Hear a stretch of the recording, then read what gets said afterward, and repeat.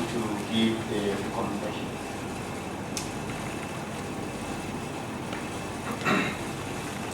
Good morning, once again, Honorable Chair and Honorable Members. As has been alluded to already, PMRC was asked to submit a written memorandum on the opportunities and challenges of the free education policy in Zambia. So, by way of introduction, it's important to note that the education sector is a critical driver of human and social development, as it directly contributes to a skilled labor force and is essential for growing the economy as well as reducing poverty. UNESCO defines education as sustained communication designed to bring about learning, and the introduction of the free education policy intends to make early childhood, primary and secondary education free to all Zambian citizens by removing the monetary obstacles that have made proper education inaccessible to the majority of the Zambian citizens. This is important because research has illustrated a positive correlation between increased investment in education and economic growth. This includes higher salaries for individuals, greater workforce effectiveness, and higher gross domestic product. I'll now move on to the adequacy of the legal and policy framework supporting the free education policy in Zambia from early childhood to secondary school level. So, Zambia has ratified most international treaties that protect the right to education, such as the Ancient Declaration and Framework for Action towards SDG 4, which is inclusive and equitable quality education and lifelong learning for all. So this treaty recommends that at least 20% of the total national budget be allocated towards the education sector. And Zambia allocated 13.9% in the 2023 budget and 10.4% in the 2022 budget, which falls somewhat short of this declaration.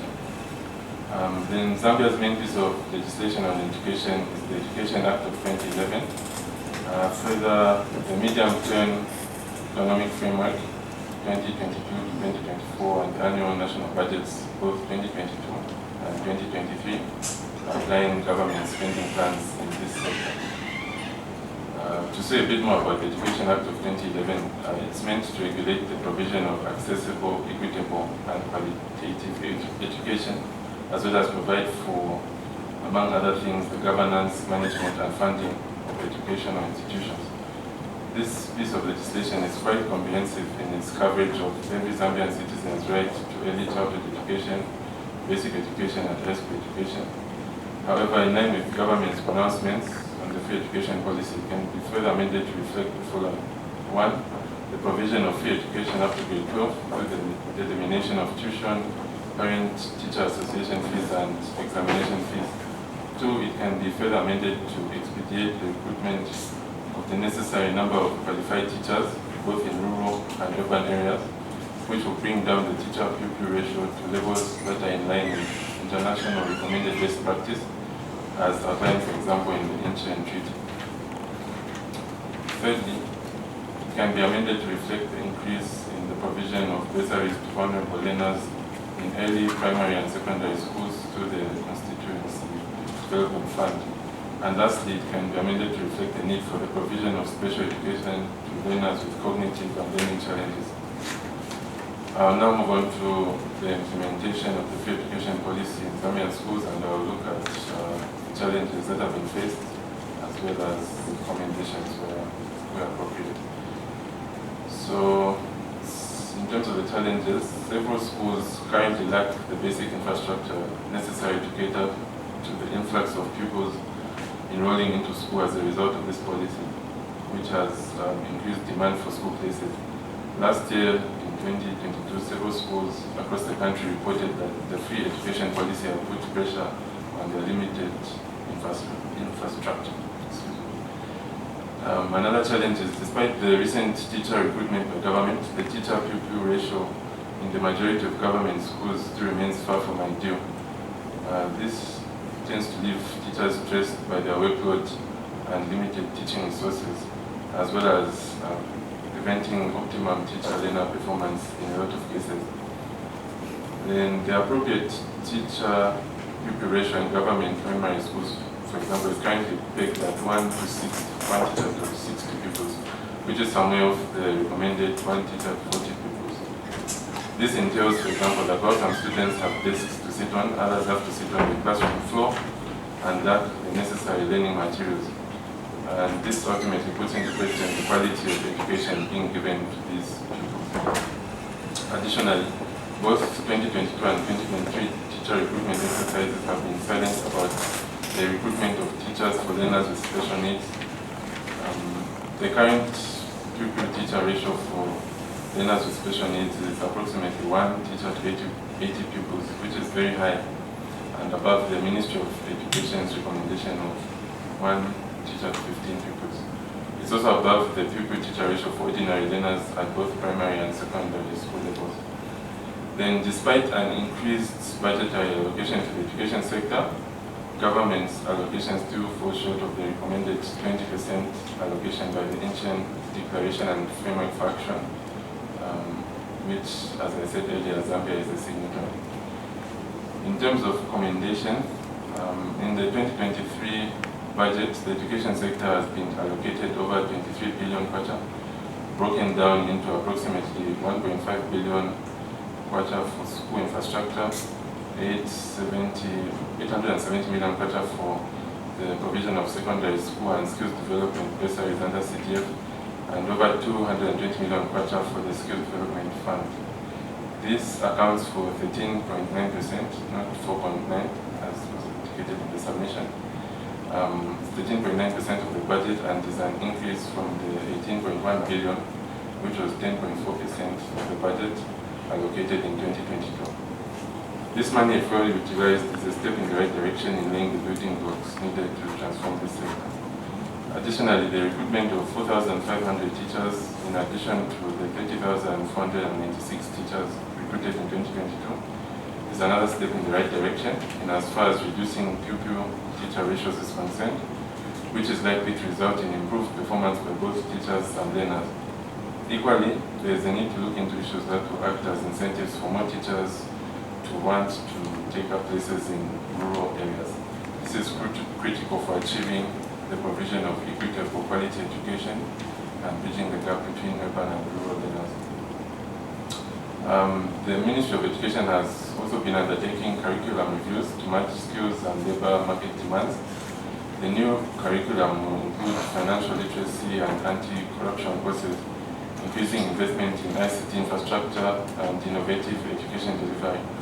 And this comes against the backdrop of the COVID-19 crisis that underscored the need for innovation and technology in teaching and learning methods. The inclusion of financial literacy into the curriculum will build life skills for learners. Now leave it. So, in terms of our recommendations, we are saying that government needs to develop indicators that will assess how well its spending is. So, basically, we are saying that we need to be able to see how the spending basically relates to some of the strategies anchoring the free education policy. So best practice can further be drawn from countries such as Tanzania, whose free education and training policy of 2024 has resulted in positive changes in their education sector and has seen increased enrollment of students in primary schools and the reduction in dropouts from secondary schools, an increase in class sizes, as well as improved teacher-to-student ratio. Government is further advised to be able to create a student database system, possibly within the Education Department, and employment database system within the Ministry of Labor and Social Security to assess the outcome of its free education policy. It should have a matrix to measure its success in achieving the long-term objectives of the free education policy. Teachers are actually key to the success of free education policy, as the educational well-being of children in schools actually borders on crucially levels of competence, commitment, resourcefulness of the teachers' efforts. Given this, the caliber of teachers' training and recruitment needs to adhere to a high level of standards. There is also need to invest more in special education for children facing various cognitive and learning challenges, such as autism, by centralizing the assessment facilities and improving staffing levels to ensure they are not left behind. In this aspect, we are merely saying that it would be important to have a seriously inclusive education policy. Similarly, a curriculum development should be in such a way that it caters for the needs of these children. And even though we have talked about it, it is also important that the government tries to assess the levels of infrastructure investment to be able to respond to the increasing population of pupils in the already available infrastructure to ensure that there is a smooth playing field for both the learners and the teacher. I submit here. Like the other witnesses that we have had, among the challenges that have come up consistently is the quantity, quantity instead of quality. And we know the reasons, because we have inadequate infrastructure, limited number of teachers. So my worry is that while we are complaining about the infrastructure, this policy is still rolling out. Already we have 1 year done, 2022. So we have this group of pupils who entered the school at different grades depending on where they left from, and they have spent 1 year just being part of the pupils, but what they have learned, really it's clear from what has been presented, is that it leaves much to be desired. So now in your presentation, you also are referring to best practices from Tanzania, education and training policy. So how different is the Tanzanian model? How different is it from our model? I think here we have also discussed what could have been done first. Be ready with infrastructure and human resource, and then call everyone, or call everyone and then start putting things in. So how different is this Tanzanian best practice to the way we have done things? You have indicated that teachers are key to the success of free education, and you have mentioned that the caliber of teachers matters. The caliber of teacher training and the recruitment needs to adhere to their standards. Did you also have an opportunity to interact with the methodology which was taught during this recruitment for you to make such a recommendation? Are you insinuating that the recruitment did not meet the high standards in terms of process-wise? Thank you very much, Honorable Chair. And let's start to begin with, when we're looking at best practices, not only Tanzania, there are certain countries that have also made education compulsory, such as Liberia. So from grade 1 to grade 12, it's actually compulsory, and like the case that we have in Zambia. So the way it is that when you're looking at what should have come first, whether it's the infrastructure or maybe you look at it in terms of the policy itself. But my understanding, I think for us being a developing country, for maybe just using a metaphor to say that necessity is a matter of all innovations. So when we put forth a policy, it will also open eyes to say that we need to really have this infrastructure. When we're pushed, when we have a pressing issue, that's when we get to actually try and see how best we can combat the challenges that are there. So the way it is, education is actually a human rights issue. And it's something that should have been done way back when we offer free education. And as it is, it's not really free education, but it's education for all. As we can see that children are actually required to buy their own uniforms as well as books. In other cases, when you look at it as being free education, everything has to be catered for. So going forward, I think what we need, this has posed an innovative way for us to actually improve on our education as a country, and also ensuring that we do not infringe on the rights of any child. And if we are going to also maybe just adhere to the protocols that we sign, we might not be signing protocols and yet we don't do anything about it. I think even having this free aid policy is actually a step in the right direction. So with regards to infrastructure, we do know that it's a challenge, but going forward, the free policy will actually necessitate more infrastructure, more funding towards that. And it's also a call. Education is not only something that should be done by government, it can also call on the private sector to also contribute towards the education. And when we are looking at it in terms of the high standards, we do note that they do follow certain curriculum as it is. With regards to child education, for instance, they do not accept any teachers that only have a certificate. But also, with regards to this recruitment, I'll give an example of early childhood education. Some of the teachers that are taking on early childhood education are primary school teachers, and they also they might not have the proper methodology to cater for that. That's why we say they should have proper standards.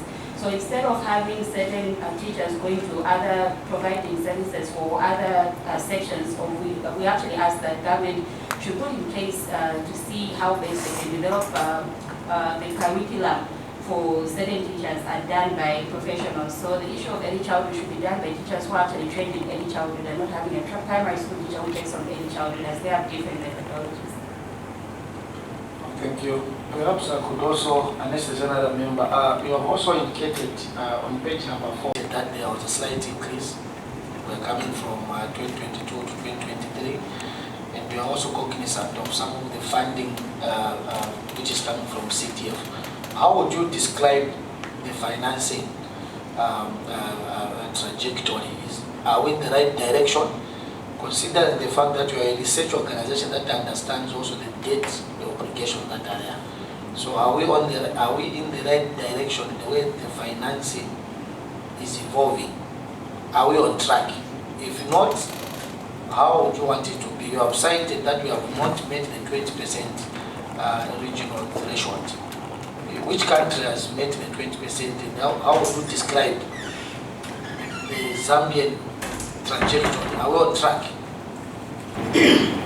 My follow-up question is, I believe from your submission, you are from the Policy Monitoring Research Center, which is a very good and important component in terms of monitoring any program and the projects in the country. I just want to find out how you are working with the Ministry of Education to make sure that this program of whether it's education for all or free education receive its intended goals. And submissions that we have received before, some have said that we don't have really the prescribed aims and objectives of this free education to make sure that there is that follow-up, that when we are following up on your monitoring, you're looking at the results, because the monitoring is supposed to be result-based. So are you finding it easy yourselves? Are there objectives in your place or aim that you are looking at when you are following up or when you are monitoring? This is important thing for you working with Ministry of Education in terms of monitoring. I'll speak briefly on the funding. In terms of the funding trajectory, what you basically see is that government has demonstrated that there are deliberate efforts to increase the funding towards the education system. Apart from the funds coming from the central government, you will realize that there are also funds that are coming from the constituency development fund, and so that's another port in which we can tap from. With regards to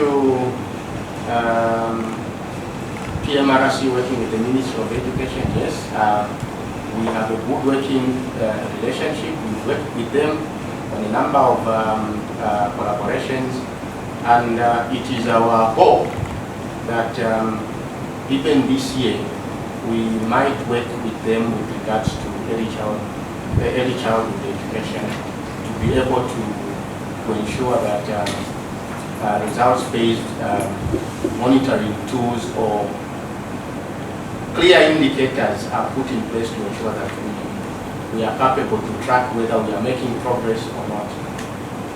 I think my colleague may actually sum up in terms of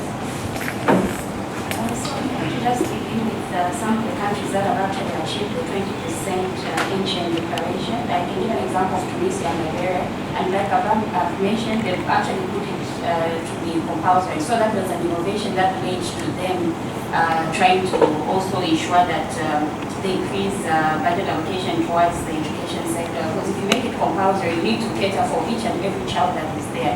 So the people who are actually doing it better than we are doing it ourselves. So I can give those two examples. Then with regards also maybe to add on the budget, I think it's important that we achieve economic transformation, and I think it's one of the key areas for the key pillars for our 8th National Development Plan. So when looking at economic transformation, we need to actually draw some resources from non-productive sectors to productive sectors so that they can trickle down to all these economic sectors.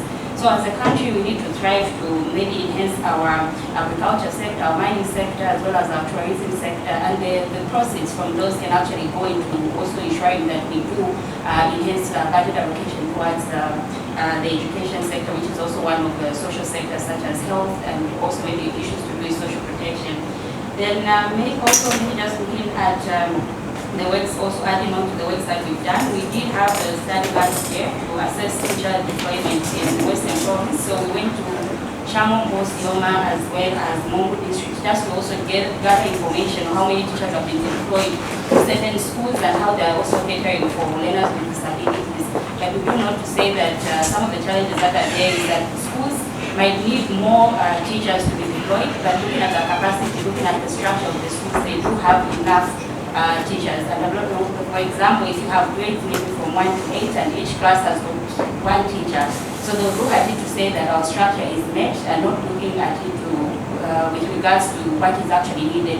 So in order for them to recruit more teachers, they need to improve on the infrastructure, have more classrooms that can be put in place for that. And also maybe the other challenge that we came across with regards to that is that of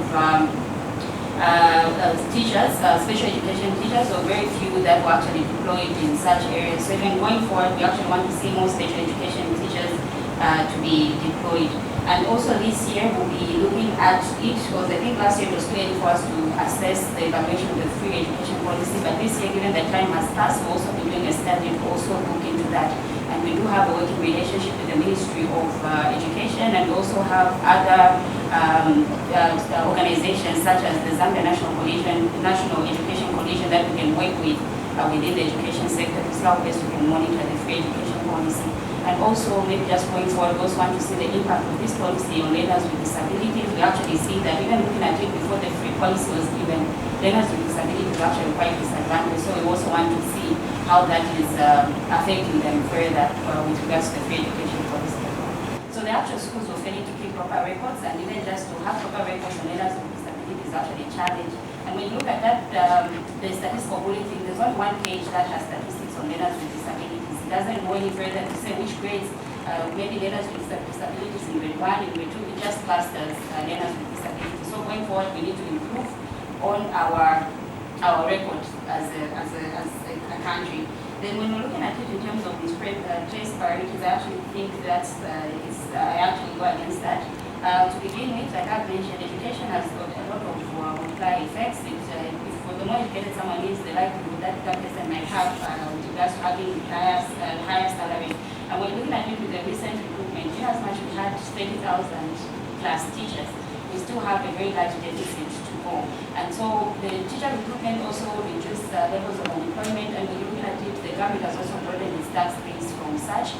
And not only that, the teachers also have the teacher recruitment also has a multiplier effect. So we maybe go to a new location where the more recruitment increases demand for accommodation for certain services. So now the private sector can harness that, and that will also go back into taxes to the government. So that is actually one way in which you can actually get proceeds from that. But like I mentioned, yes, we do have productive sectors where it's directly, you can directly see the proceeds, but for education, it's also both direct and indirect benefits that we can have as well. Investment into early childhood in primary, investment into early childhood in secondary. What is your view?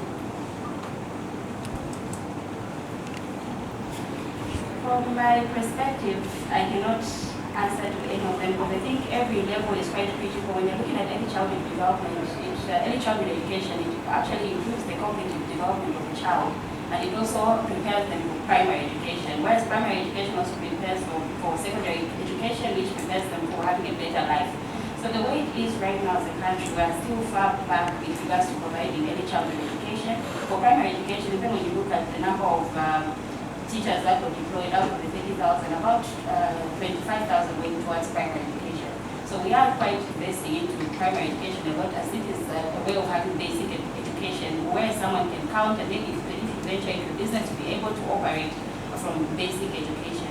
But we cannot forego the benefits that each stage of education plays for a human being. So it's imperative that we promote our early childhood sector, which is also falling back, improve on it.